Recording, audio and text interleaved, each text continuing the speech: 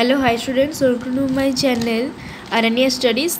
तेबे तुम मैंने किपरि अच्छ आशा करछि भल थिबो। तेबे आस देखिबा आज गोटे दरखास्त लिखिबा। दरखास्त को विषय अच्छी ना तुम बड़ भौणीर बह उपलक्षे एक सप्ताह छुट्टी पाई प्रधान शिक्षकों निकट को दरखास्त। पिलाने तेबे गोटे रिक्वेस्ट कर तुम्हें मैंने चैनल नुआ अच्छ तेबे निश्चित भाव सब्सक्राइब कर आदि वीडियो भल लगे तेबे लाइक करने को भूल नहीं। तेरे आस देखिए प्रथमे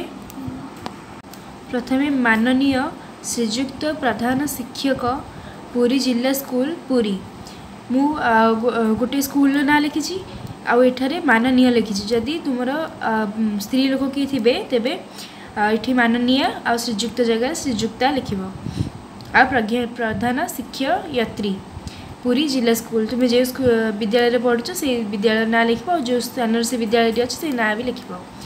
महोदय डट डट डट सन्निवेश श्रेणी शिक्षकों जरिए विषय बड़ भौणीर बह उपलक्षे एक सप्ताह छुट्टी पाई प्रधान शिक्षकों को दरखास्त।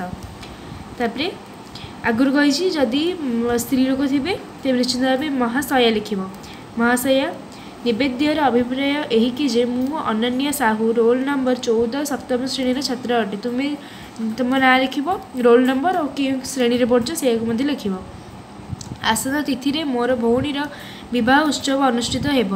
मोर बापा जड़े एकोटिया लोक होइथिबारु विभिन्न छोट छोट कार्य साहाय्य करने निमित्त 10/4/2022 रु 16/4/2022 एक सप्ताह पर्यंत छुट्टी दरकार। तेबे एठार तुम्हें तुम जो तारीख नब से चेंज करदेव।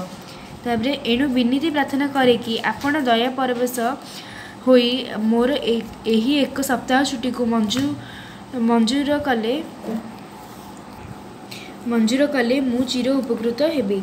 इति आपणकर आज्ञा दिन छात्री ये छात्री लिखी तुम छात्र होती लिख तुम ना श्रेणी और रोल नंबर जो पठेच जो तारीख में पठेच पुरी 9/4/2022 आपण आगे दिन छात्री अनन्या साहू सप्तम श्रेणी रोल नंबर 14।